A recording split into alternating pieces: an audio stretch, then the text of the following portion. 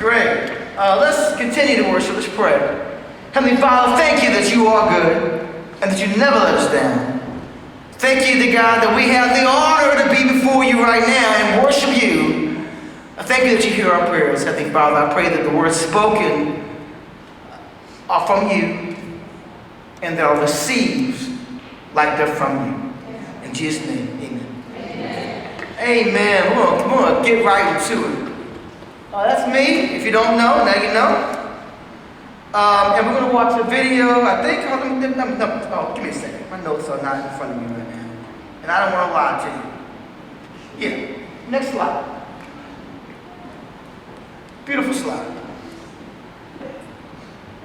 All right, the next slide, when we get it, the title of the sermon today is Mr. Right and Mr. Impossible.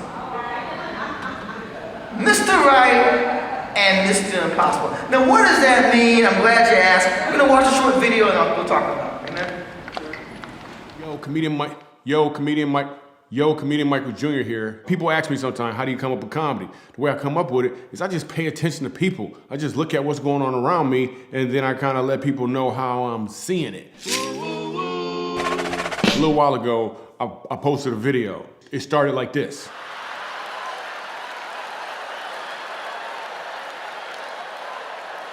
So listen, I'm about to tell you guys this story. Here's what's gonna happen. Then we showed some more of the video, and it actually ended like this right here.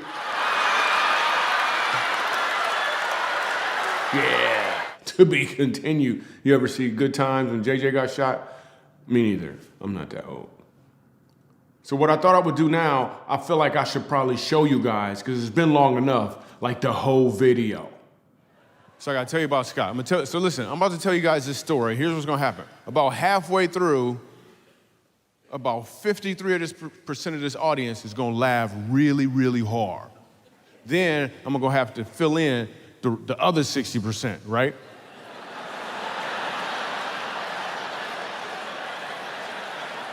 Guess you a math genius too, ain't you? You a math genius?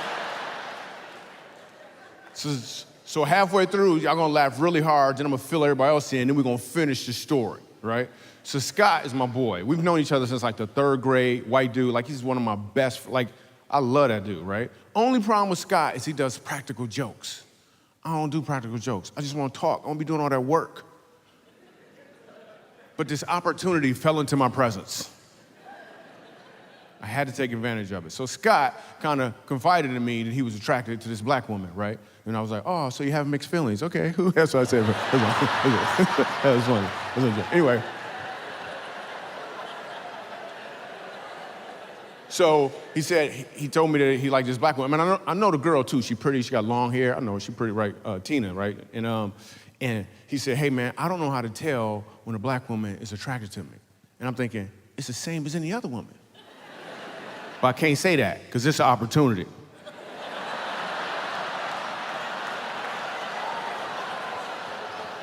So I was like, all right, Scott, so this is how you can tell when Tina, and I know her, she's pretty, she got long hair, right? I said, this is how you can tell when she's attracted to you. She'll give you a signal. She may not even know she's giving you a signal. She'll give you a signal, she may not even know it, but you gotta be looking for it, right? Here's a signal when she's attracted to you, because I know her, she's pretty, she got long hair, right? So I said, Scott, here's the signal she's gonna give you when she's attracted to you. She's gonna do something, she's gonna do this right here.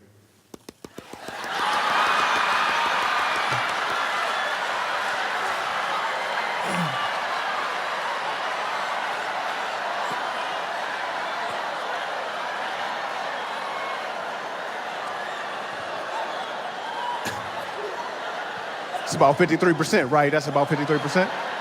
All right. Let me let the other 70% in.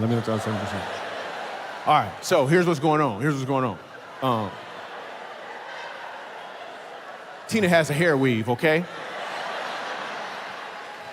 And when her hair itch, she can't scratch it like this. That's gonna mess up her whole hairdo. Instead, she gotta tap it like this. Scott don't know that though. Scott thinks this means, hey, big boy, come holler at me. That's not what it means. So I said, Scott, this is what you got to do. When she give you the signal, you have to walk over to her real smooth. You got to say something like, you got to say, hey, girl, I think that we've got to go out, right? And then you give her the signal back, Scott, right? But I said, Scott, you gotta say it real smooth though. You gotta say, hey girl, I think that weave gotta go out.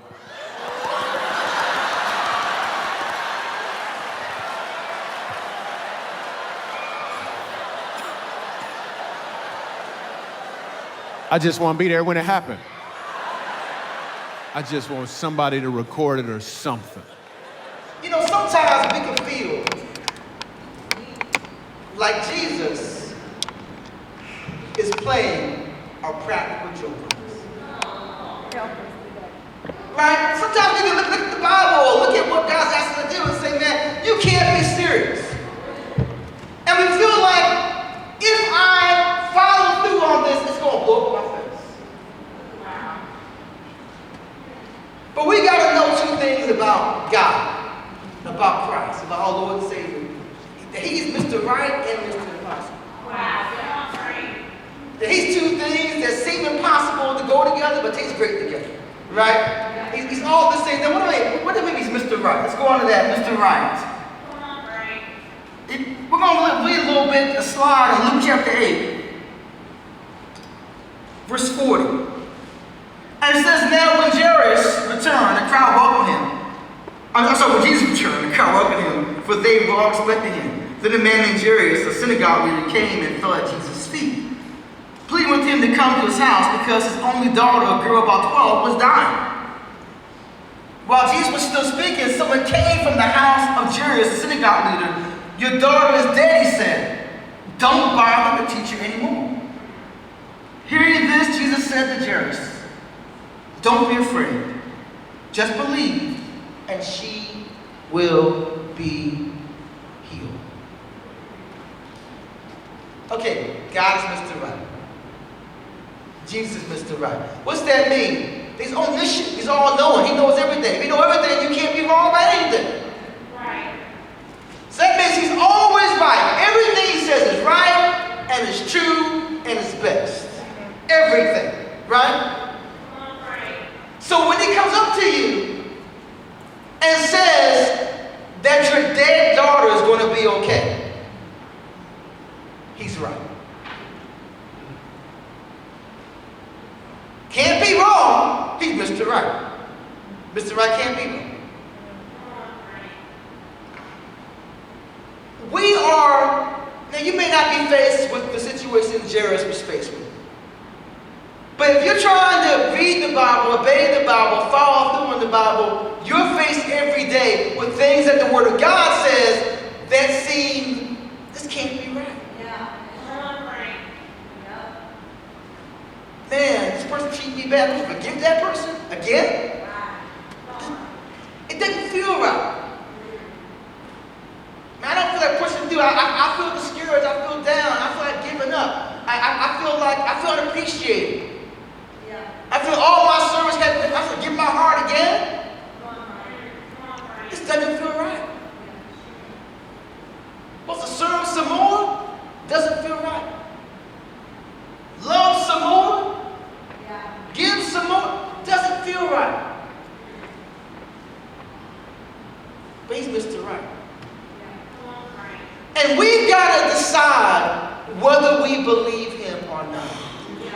See, a lot of times when we talk about, oh man, I'm having a hard time with this passage, really what we're saying is, I think God's wrong. I understand the Bible says such and such, but I think he didn't understand my situation. He didn't understand my circumstance. He didn't understand what I've been through. He didn't understand, everything that's happened. See, my situation is different. I think, I'm not going to say God's wrong, but he ain't 100% right about this one. And I'm going to go back and do things the way I know to do things. To handle things the way I know to handle things. To take care of things the way I know to take care of things. To rely on things the way I know to rely on things. If God said I got to work through this situation and work through, look, I know it's time to walk away. God says I need to do X, Y, and Z and confess my sin. I know I'm gonna keep my things inside. God says I gotta forgive. I know to deal with things a certain way. And what we're saying is that God is wrong and that we're right. God's not Mr. Right. I'm right. I know best. Is there any area of your life right now where you're telling God that you know best?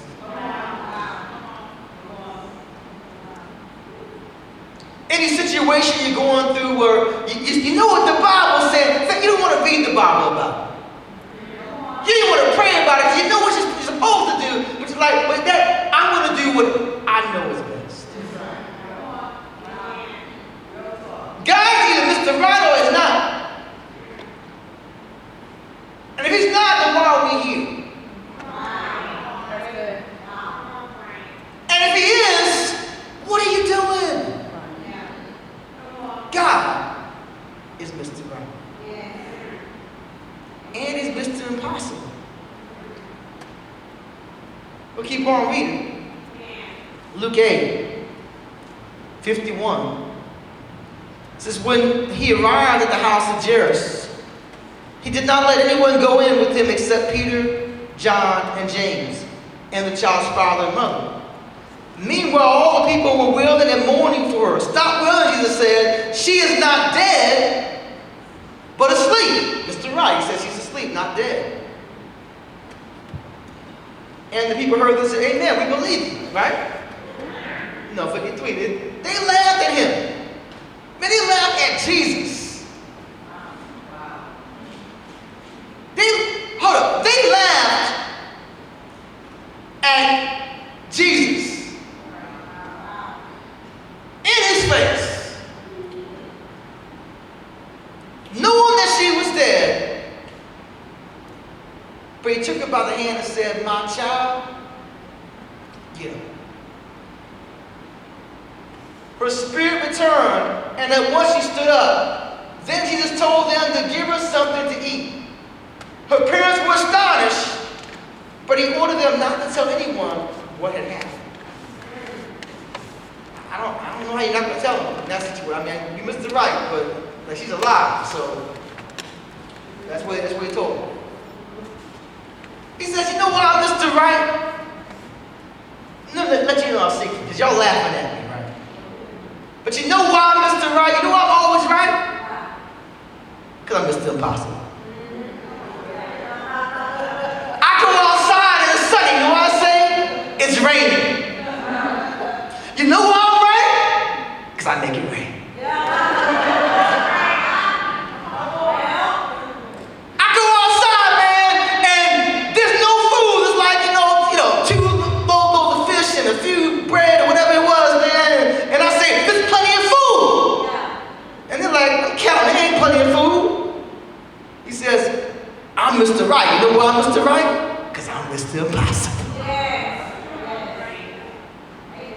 And so I go up to a dead girl. I say, she ain't dead. They said, look, we checked the pulse. She dead. She a little bit dead. She like very dead. There was no Uber back then. Like he didn't take Uber to the house. He had to travel for miles and miles to get to the house. She may have been a little bit dead when he heard about it. Like she was dead when he got there. This was not an episode of ER. It was like, look, start her heart. The heart been gone for a long time. And he showed up and said, she ain't dead. You know why I'm right? I'm Mr. Impossible. She's alive.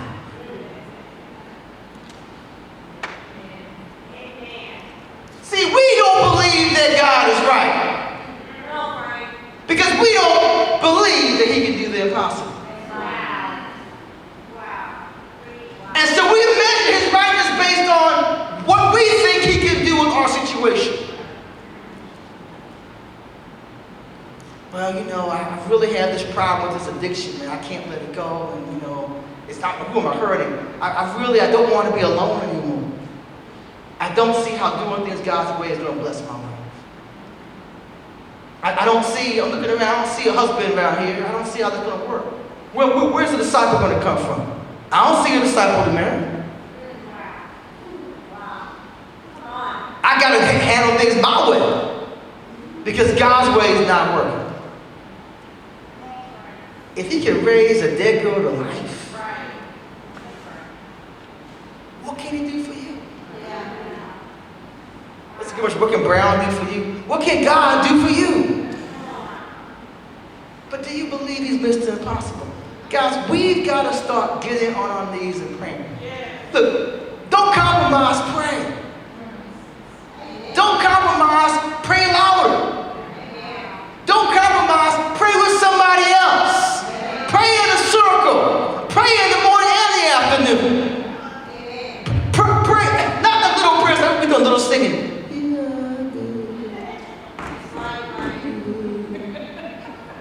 No, when we came back and we were singing for real, and we were that's how you pray. God, you're not too busy. You know, it probably won't happen anyway, God, but you got a lot on your mind. I prayed about it last week, it didn't happen, so it's probably not going to happen this week either, but I just thought I'd put it in because, you told me to pray. And so I'm having my quiet time, I prayed. Anybody asked, I prayed to God. He's like, you don't believe, you don't know who I am. You don't know who I am.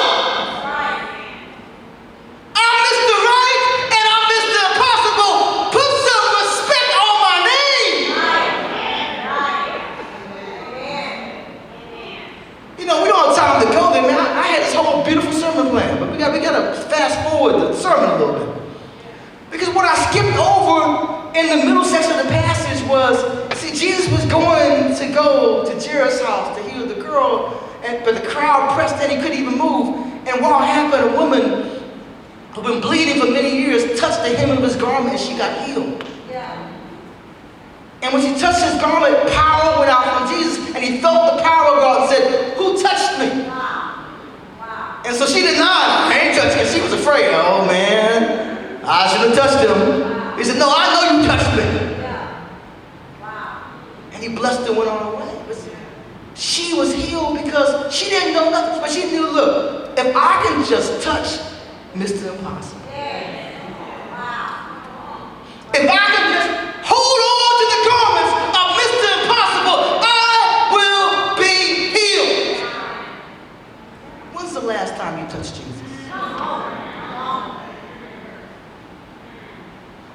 When's the last time you got on your knees? And I don't mean just said some words, but you got on your knees and you touched Jesus.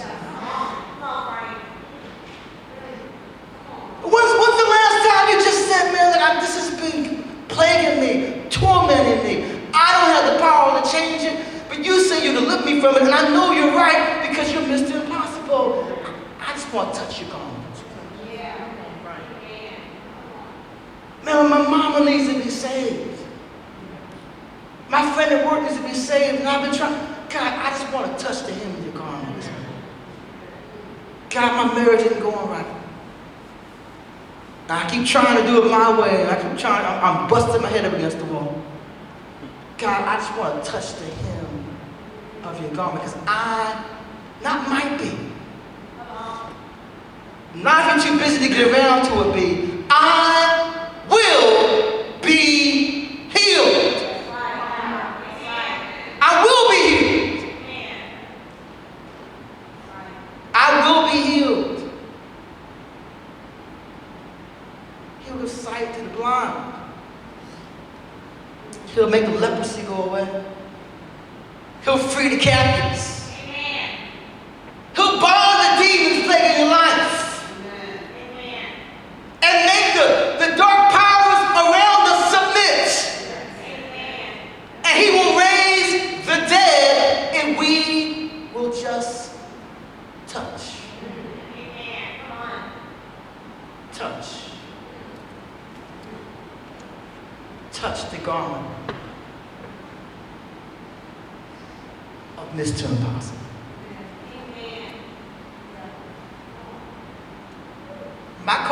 morning is very simple. To you, to me, to all of us. Understand our Lord is right. I'm not right, he's right. In that he's able. And we have got to become a worshiping church, a praying church that prays all hours of the day, a fasting church, that we shake the roof because we know who he is. And to God be the glory.